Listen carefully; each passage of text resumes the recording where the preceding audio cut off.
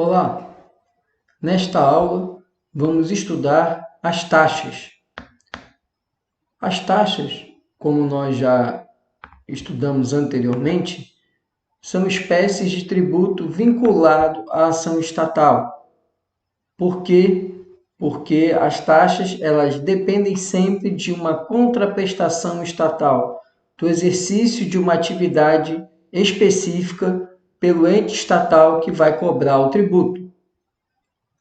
E as taxas estão reguladas no nosso Código Tributário no artigo 77, que dispõe que as taxas cobradas pela União, Estados, Distrito Federal ou pelos municípios, no âmbito de suas respectivas atribuições, têm como fato gerador o exercício regular do poder de polícia ou a utilização efetiva ou potencial de serviço público específico e divisível prestado ao contribuinte ou posto à sua disposição.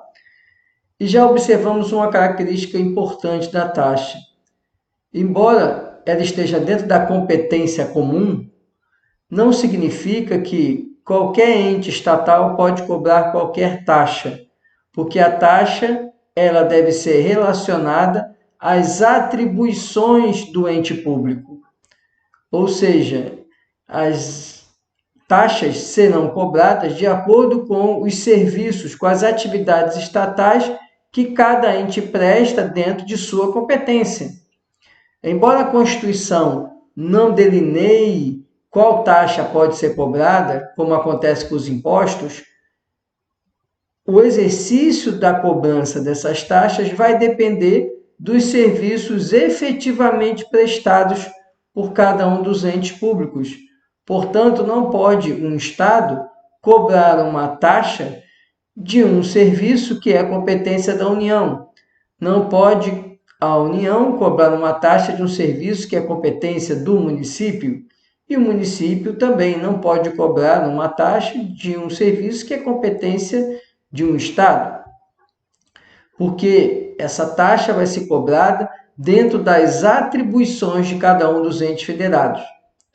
E o fato gerador da taxa vai ser sempre o exercício de uma atividade estatal específica.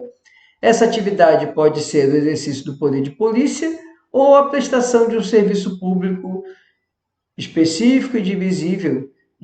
Prestação essa efetiva ou potencial de um serviço prestado ou colocado à disposição do contribuinte.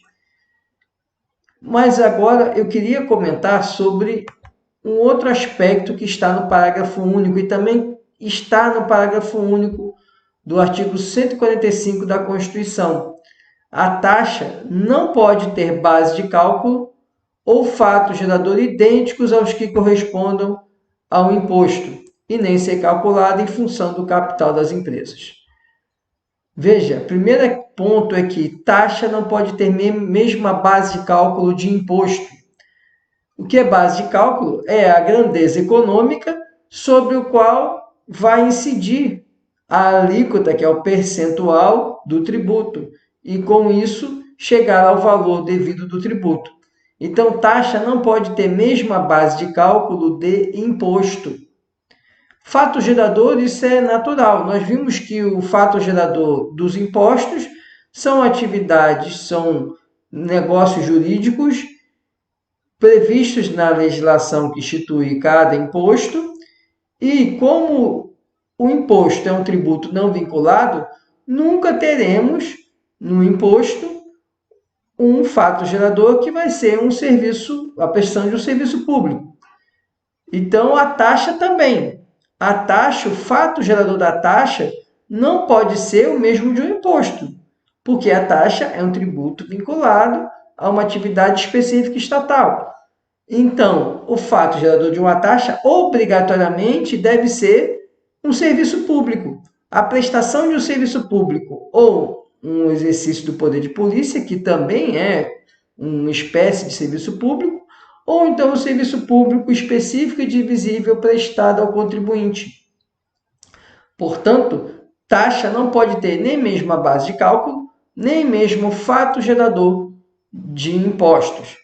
E, além disso, a taxa não pode ser calculada de acordo com o capital das empresas, de acordo com o potencial econômico, com a grandeza econômica das empresas, porque ela está atrelada a um serviço público específico e divisível. Então, deve ser cobrada de acordo com esse serviço e não de acordo com o capital de uma empresa.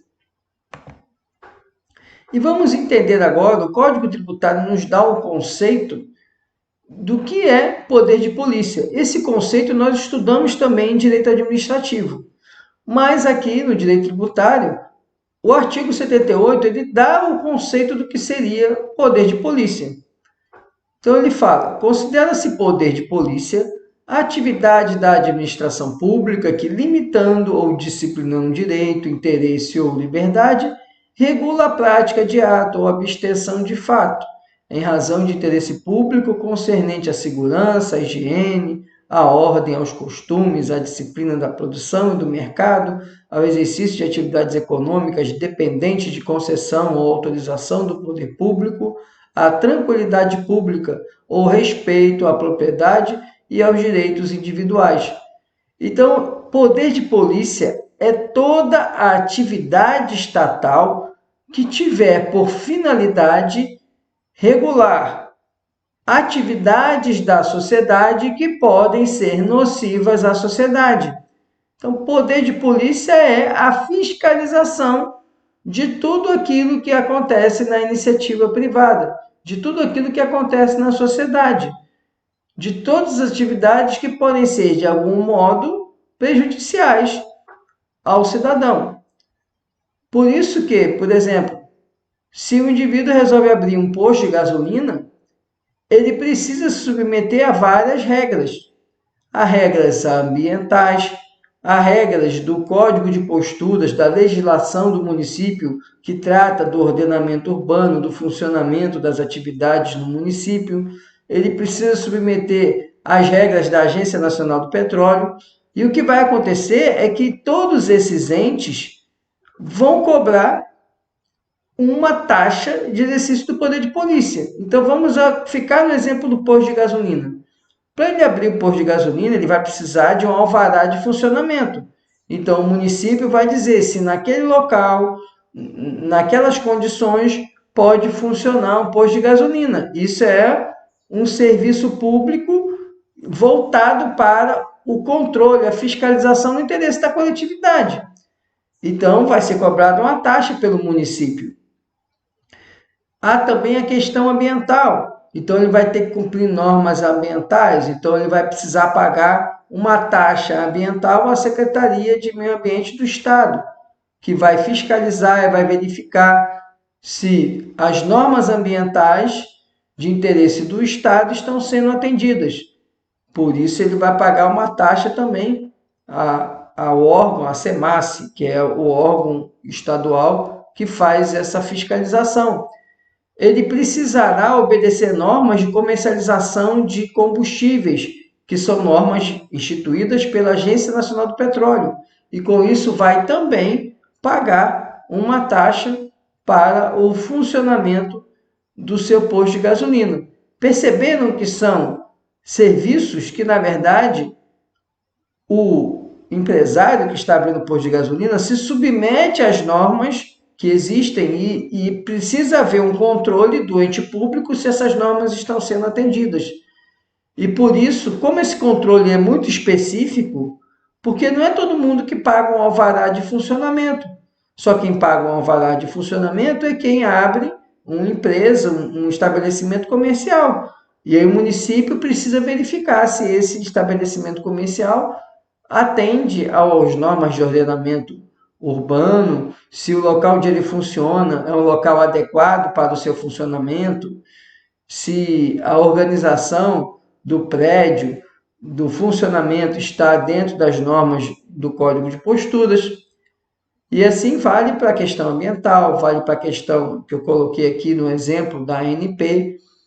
Então, toda vez que eu tiver que cumprir determinadas normas para que minha atividade ela funcione regularmente, e essas normas precisarem de fiscalização, de um ente público fiscalizando, eu terei a cobrança de uma taxa. Qualquer atividade que de alguma forma pode causar prejuízo, pode afetar o interesse da coletividade, são atividades que passam pela fiscalização, pelo exercício do poder de polícia estatal. E mais, a taxa não pode ser cobrada simplesmente por existir a fiscalização. Ela deve ser efetiva, ela deve existir, deve funcionar regularmente. É o que diz o parágrafo único do artigo 78. Considera-se regular o exercício do poder de polícia quando desempenhado pelo órgão competente, nos limites da lei aplicável, com observância do processo legal e tratando-se de atividade que a lei tenha como discricionária, sem abuso ou desvio de poder. O que é importante nós entendermos desse parágrafo único?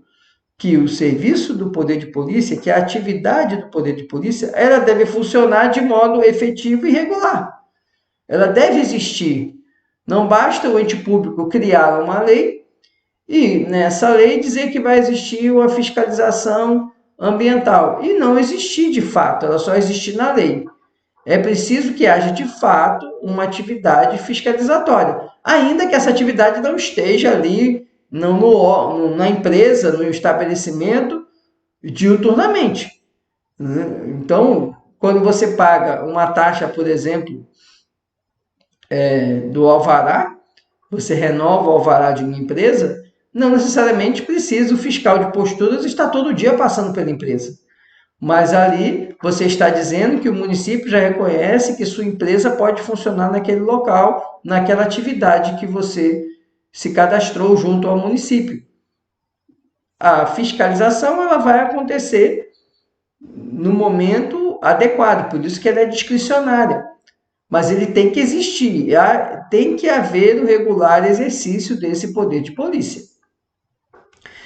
Então, essa é a primeira parte da taxa. A taxa, primeiro, ela pode ter como fato gerador o exercício do poder de polícia, que é essa atividade estatal. É a primeira hipótese de fato gerador da taxa. E a segunda hipótese, então, antes de falar da segunda hipótese, então, portanto, a taxa de polícia ou taxa de fiscalização ela é exigida em virtude de atos de polícia, ou seja, de atos de controle estatal no interesse da coletividade. São realizados pela administração pública, pelos mais diversos órgãos ou entidades fiscalizadoras. E vamos agora ao serviço público que é prestado diretamente ao contribuinte, que é o artigo 79, que dá o conceito lá do serviço público específico e divisível. Então, ele fala, o serviço público a que se refere o artigo 77, ou seja, que é fato gerador de taxa, ele deve ser utilizado pelo contribuinte efetivamente quando por ele usufruído a qualquer título. Potencialmente, quando, sendo de utilização compulsória, sejam postos à sua disposição mediante atividade administrativa em efetivo funcionamento. Então, em relação aos serviços públicos, você tem serviços públicos que podem ser efetivos quando o contribuinte usufrui do serviço. Um exemplo, coleta de lixo domiciliar. Nós temos um caminhão de lixo que passa, principalmente nas residências, nos imóveis que ficam em centros urbanos, você tem coleta de lixo domiciliar regular. Essa coleta de lixo domiciliar é um serviço colocado à disposição do contribuinte. Ele pode ser utilizado efetivamente, ou seja, quando eu coloco o meu latão de lixo na porta de casa para ele ser recolhido pela coleta de lixo domiciliar, eu estou utilizando efetivamente esse serviço de coleta de lixo domiciliar. Mas ele pode ser utilizado potencialmente. Ele pode ser colocado à minha disposição e eu não tenho interesse em utilizá-lo. Eu tenho uma casa ecológica e eu consigo reciclar todo o meu lixo, por exemplo. Eu não uso esse serviço de coleta de lixo domiciliar. Então, apesar de eu não utilizar, como o serviço é potencialmente utilizado, ou seja, eu posso utilizar quando eu quiser, ele está ali à minha disposição, eu também vou ser usuário desse serviço. Porque é um serviço de utilização compulsória. Apesar de eu não colocar no meu lixo, eu não posso descartar meu lixo onde eu quiser. Se eu consigo fazer a reciclagem do meu lixo, Ótimo para mim, ótimo para a natureza, para a sociedade. Mas a coleta de lixo vai existir. O caminhão de lixo vai passar na rua. Se eu não coloquei o meu latão de lixo, aí é porque eu não estava necessitando utilizar do serviço. É isso que o Estado compreende. Digamos que eu viaje. Eu vou viajar e ficar fora da minha residência. Viajei a trabalho, vou ficar uma semana em Fortaleza. Então, não vou estar em casa e não vou colocar lixo, não, nem produzir lixo em casa. Mas o serviço ele vai ser potencialmente disponibilizado, o caminhão vai passar, ele é de utilização compulsória. Por que compulsória? Porque todo mundo deve descartar o seu lixo por meio da coleta que é realizada pelo município, para garantir a saúde pública. Então, esse serviço, apesar de eu não utilizar ele efetivamente, ele vai ser passível ainda assim de cobrança de taxa. E o serviço público ele ainda tem que ser específico e divisível. Quando que o serviço público é específico? Quando ele possa ser destacado em unidades autônomas de intervenção, de utilidade ou necessidade pública. O que ele quer dizer aqui é quando eu consigo identificar o serviço que eu estou prestando. Se eu presto um serviço de coleta de lixo domiciliar, ele é um serviço específico. Por quê? Porque eu tenho lá o caminhão de lixo que vai precisar passar para recolher o lixo. Eu tenho as pessoas que vão trabalhar nessa coleta de lixo, o motorista do caminhão, os operadores ali do caminhão, os coletores que vão estar colhendo para colocar esse lixo no caminhão. Então, todo esse arcabouço, ele demonstra um serviço específico. E ele é divisível, quando ele é suscetível de utilização separadamente por cada um dos seus usuários. E a coleta de lixo, isso fica muito bem claro, a coleta de lixo domiciliar. Por quê? Eu tenho lá o serviço, o caminhão passando, um coletor, né, o trabalhador lá da coleta de lixo, passando na porta de cada casa. Ele vai coletar o lixo e vai despejá-lo no caminhão de lixo que está passando na rua. Então, é um serviço público que eu consigo dividir a prestação dele para cada imóvel que existe no município. Por isso, ele é um serviço divisível. Portanto, a taxa de serviço ou taxa de utilização também, a doutrina utiliza essa denominação, ela é cobrada em razão da prestação estatal de um serviço público específico e divisível. Atenção para o E. Para ser passível de cobrança de taxa, o serviço público ele tem que cumprir esses dois requisitos. Tem que ser específico, ou seja, eu consigo identificar o serviço que eu estou prestando. E divisível, eu consigo saber qual o serviço que eu estou prestando para cada contribuinte. Eu consigo identificar o momento de prestação de serviço individualmente. Então, específico, portanto, é aquela distinção de serviço público uti singuli e uti universi. O serviço que gera cobrança de taxa é o serviço uti singuli, que é aquele que é destacável em unidades autônomas de utilização, que eu identifico o sujeito passivo, que eu vejo quem é o usuário daquele serviço. E é um serviço que acaba sendo destinado a um número determinado de pessoas. E ele é divisível quando ele é passível de individualização ou suscetível de utilização individual pelo contribuinte. Ou seja, é o serviço que eu consigo quantificar qual é o benefício que eu dou para aquele contribuinte de modo específico. Então, falar em serviço público específico é saber qual é o serviço que eu estou prestando de maneira individual. E divisível, eu consigo perceber qual é o serviço que eu estou prestando para cada contribuinte. Qual é a demanda de serviço que ele está me retirando. Então, para eu ter cobrança de taxa, o serviço público deve ser utilizado de maneira efetiva, tem que ser efetivamente prestado à coletividade, ele tem que ser usufruído de maneira bem clara, bem específica. E, potencialmente, quando o serviço ele está lá à disposição e o indivíduo pode utilizar se ele quiser. Ele deve ser utilizado, mas se o indivíduo não utilizar, ainda assim ele vai pagar. Por exemplo, um imóvel de aluguel. O proprietário de um imóvel que está, por exemplo, sem inquilino, ele ainda assim vai pagar a taxa de coleta de lixo domiciliar. Por quê? Porque é um serviço público, ele está sendo utilizado efetivamente? Não. Mas ele não é potencialmente utilizável? É, o caminhão de lixo está passando. Ninguém coloca o lixo para fora, mas o serviço está ali. E ele é um serviço compulsório. Todos devem, né, descartar o seu lixo na forma que o município orientar e determinar. E isso que vai ser a grande distinção. Por que lá no imposto não há um serviço específico? E aqui na taxa é preciso que haja um serviço específico. É a diferença de serviços. Na taxa, o meu serviço é uti singuli. Lá nos impostos, os serviços são uti universi.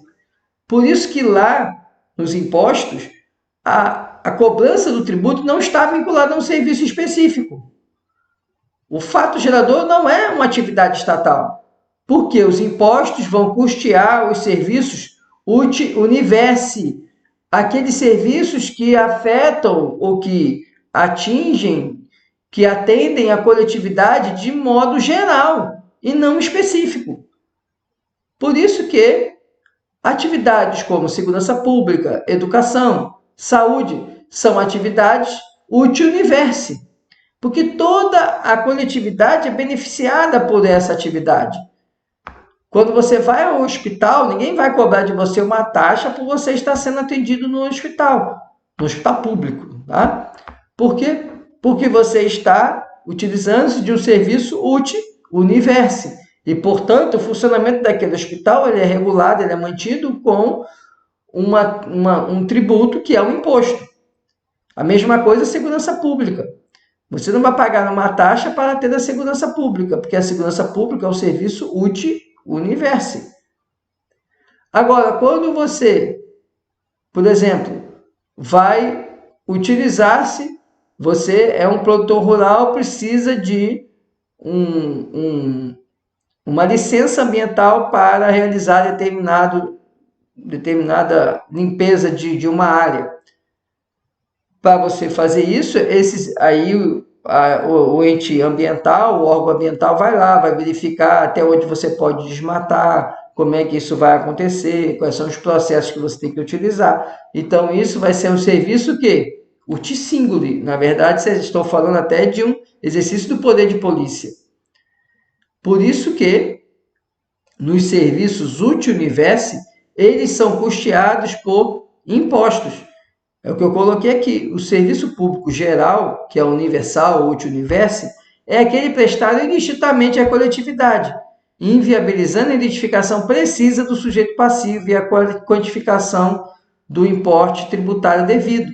O serviço público geral provoca a percepção de receitas públicas de modo difuso, pela via arrecadável dos impostos. Por isso que imposto é tributo que é não vinculado a uma atividade estatal, porque esse imposto ele vai custear serviços uti universi, ele vai custear todas as despesas do orçamento de interesse público.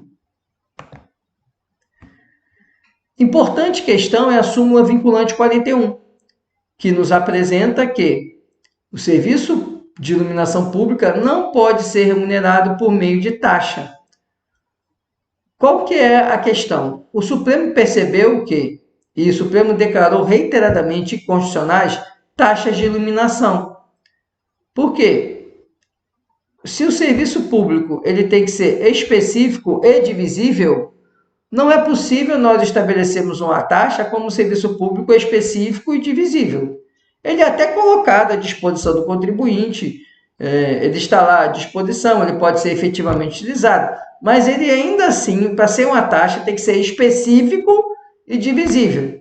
Específico, ele é. Eu tenho o quê? Eu tenho equipamentos públicos que são postes, e esses postes têm uma lâmpada que vai fazer a iluminação da rua, da avenida. Então, ele é um serviço específico, mas ele não é divisível. Eu não consigo determinar quem é o contribuinte que é favorecido por esse serviço. E por isso que o Supremo declarava inconstitucional as taxas de iluminação pública. Declarou reiteradamente, tanto que fez esse posicionamento figurar como súmula vinculante. Porque Eu não posso entender uma taxa de iluminação como serviço público divisível. Todas as pessoas que passam pela rua são beneficiadas. Não é apenas a casa que está ali na rua que é beneficiada com aquela iluminação. São todas as pessoas que passam por lá e que muitas vezes não são nem moradores da cidade. Então, é um serviço, na verdade, que atende à coletividade. Ele não é divisível. Eu não consigo destacar em unidade autônoma quanto do serviço que favorece para cada um do contribuinte, para cada um dos contribuintes. Por isso que o Supremo declarou inconstitucionalidade. Outra questão é a da base de cálculo das taxas, que a taxa não pode ter a mesma base de cálculo de um imposto, porque o imposto ele não está atrelado a uma atividade específica. Portanto, a riqueza econômica que é atingida são outros parâmetros, pode ser a propriedade, pode ser o negócio jurídico, a compra e venda realizada, pode ser a doação. Então, são outros negócios jurídicos que são a base do imposto. Na taxa, a sua base econômica é o serviço prestado. Por isso que ele não pode ter a mesma base de cálculo dos impostos. E vem a súmula vinculante número 29, que traz aqui um conceito interessante.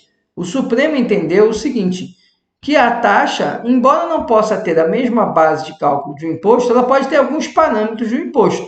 Olha o que fala da base de cálculo de um imposto.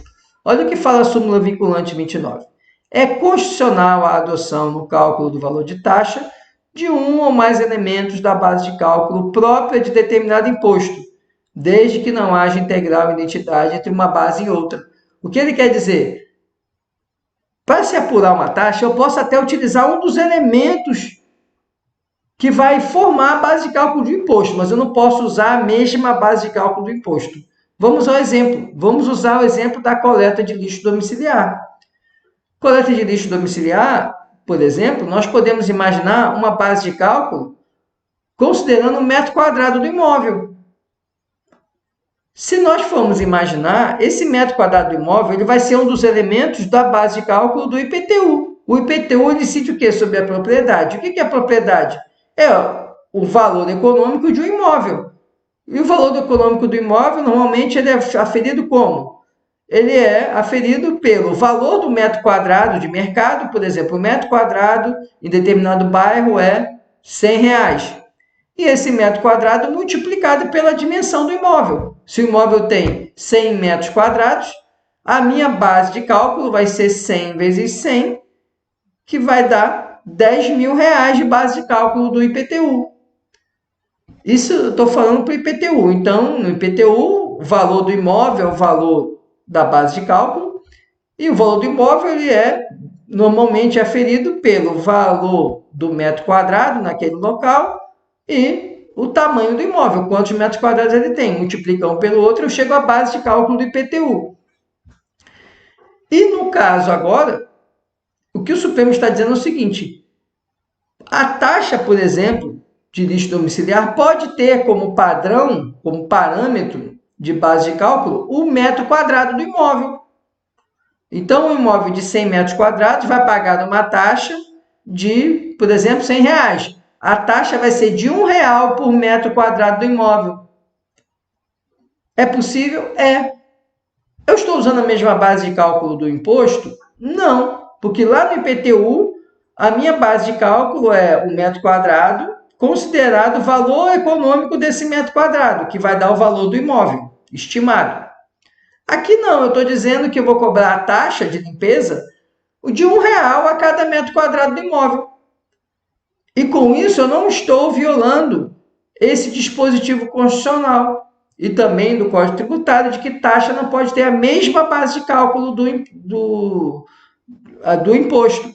Porque o Supremo disse que é constitucional eu utilizar um ou mais elementos, desde que eu não use todos os elementos da base de cálculo do imposto, mas eu posso usar alguns elementos, um ou até mais de um elemento, para apurar uma taxa.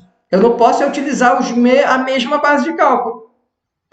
Então, no caso aqui da coleta de lixo domiciliar, eu posso sim utilizar como parâmetro de base de cálculo a quantidade de metros quadrados do imóvel. Então, o imóvel, eu vou cobrar uma taxa de R$1 a cada metro quadrado.